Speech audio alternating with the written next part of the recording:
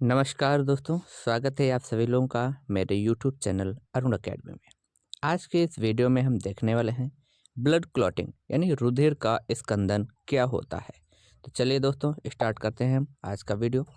तो blood clotting means होता है रुधिर का जमना, अर्थात जब रुधिर जो होता है चाहे वो रुधिर वाहिनियों के अंदर हो चाहे वो रुधिर वाहिनियों के बाहर हो, अगर वो रुधिर का थक्का बन जाता है या जम जाता है तो उसी प्रोसेस को या उसी प्रक्रिया को ब्लड क्लॉटिंग या रुधिर का स्कंदन कहते हैं। ठीक है। अब अच्छा एक चीज़, इसके बारे में जो सबसे पहले अध्ययन था वो जो था एक वैज्ञानिक थे जिनका नाम था हॉवेल। क्या नाम था? हॉवेल था। इन्होंने इसके बारे में अध्ययन लगाया था कि रुधिर का जमना ही क्या कहलाता है? ब्लड क्लॉटिंग कहलाता है। हमारे रुधिर की जो रुधिर वाहिनियाँ होती है उसमें एक प्रतिस्कंदक पदार्थ पाया जाता है जिसको हम हिपैरिन कहते हैं। बाकी आपको ये तो पता ही है कि हिपैरिन का स्राव जो है किसके द्वारा होता है? लीवर के द्वारा होता है। किसके द्वारा होता है? लीवर के द्वारा होता है। ठीक है। यह मानव शरीर की सबसे बड़ी ग्रंथि होती है। चलिए आगे बढ़ते हैं। तो जो रुधिर स्कंदन की क्रिया विधि है वो 3 चरणों में बटी होती है या 3 चरणों में विभाजित होती है। तो चलिए उसी में देखते हैं स्टेप 1 यानी चरण फर्स्ट।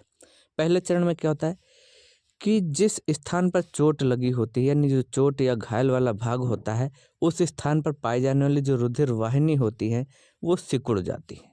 ठीक है। मतलब जिस स्थान पर या जिस भाग पर चोट लगी होती है वहाँ की जो रुधिर वाहिनियाँ होती हैं वो क्या हो जाती हैं? सिकुड़ जाती हैं। और क्या होता है, जो वहाँ के क्षतिग्रस्त ऊतक होते हैं वो क्या करते हैं? पदार्थ का स्राव करते हैं जिसका नाम होता है थ्रोम्बोप्लास्टिन। इसे हम फैक्टर थर्ड के नाम से भी जानते हैं। ठीक है। तो ये पहले स्टेप में इतना होता है। अच्छा एक बार फिर से देख लेते हैं कि जिस स्थान पर चोट या घायल होता है उस स्थान की जो रुधिर वाहिनियाँ होती हैं वो सिकुड़ जाती हैं और जो क्षतिग्रस्त ऊतक होते हैं वो थ्रोम्बोप्लास्टिन नामक पदार्थ का स्राव करते हैं जिसे हम फैक्टर थर्ड भी कहते हैं। ठीक है। अब जो क्षतिग्रस्त रुधिर वाहिनियाँ थीं इनमें प्लेटलेट्स पाई जाती हैं और ये क्या करते हैं? फास्फोलिपिड का स्राव करती हैं और इसे भी हम फैक्टर थर्ड के नाम से जानते हैं। ठीक है। अंत में क्या होता है कि ये जो फास्फोलिपिड होता है और जो फैक्टर थर्ड होता है, ठीक है, ये दोनों जो है कैल्शियम आयन की उपस्थिति में प्रोथ्रोम्बिनेज एंजाइम का निर्माण कर देते हैं। किसका निर्माण कर देते हैं? प्रोथ्रोम्बिनेज एंजाइम का निर्माण कर देते हैं और यहीं पर हमारी पहली स्टेप समाप्त हो जाती है। अब हम आगे बढ़ेंगे स्टेप नंबर 2 में।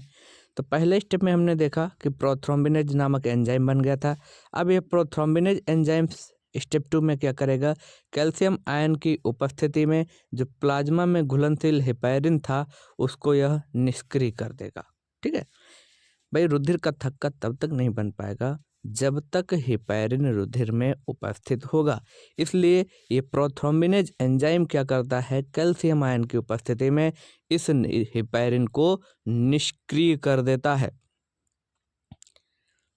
क्या कर देता है? निष्क्रिय कर देता है। ठीक है। फिर क्या करेगा?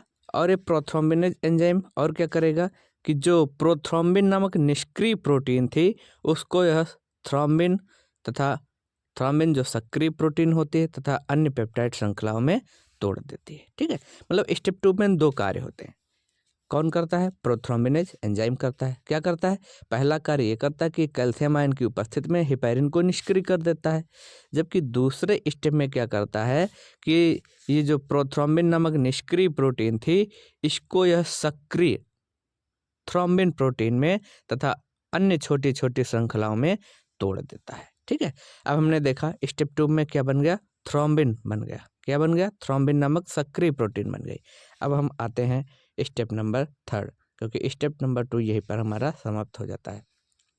स्टेप नंबर 3 में क्या देखते हैं कि जो स्टेप 2 के लास्ट में हमको प्राप्त हुई थी थ्रोम्बिन, ये अब क्या करती है? एंजाइम की भांति कार्य करती है।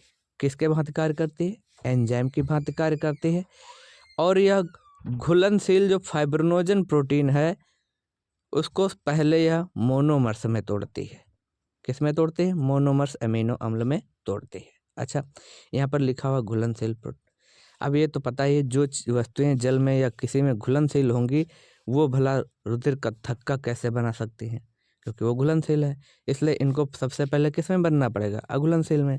तो थ्रोम्बिन ये क्या करता है, एंजाइम की भांति कार्य करता है, और जो घुलनशील फाइब्रिनोजन प्रोटीन होती है उसको यह पहले मोनोमर्स अमीनो अम्लों में तोड़ देता है, फिर क्या करता है, इनके बहुलीकरण के द्वारा एक फाइब्रिन नामक अघुलनशील प्रोटीन का निर्माण करता है। ठीक है, तो यहाँ तक समझ में आया।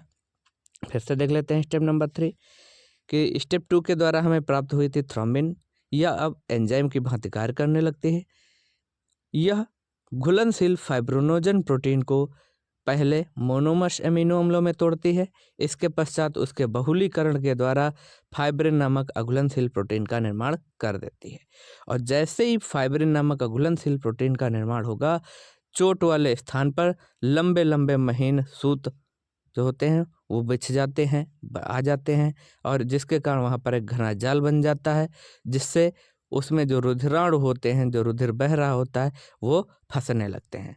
और इस प्रकार से चोट वाले स्थान पर लाल रंग का एक लोथड़ा प्राप्त हो जाता है, और इसी लाल लोथड़े को हम कहते हैं स्कंदन। क्या कहते हैं, स्कंदन या थक्का बनना कहते हैं।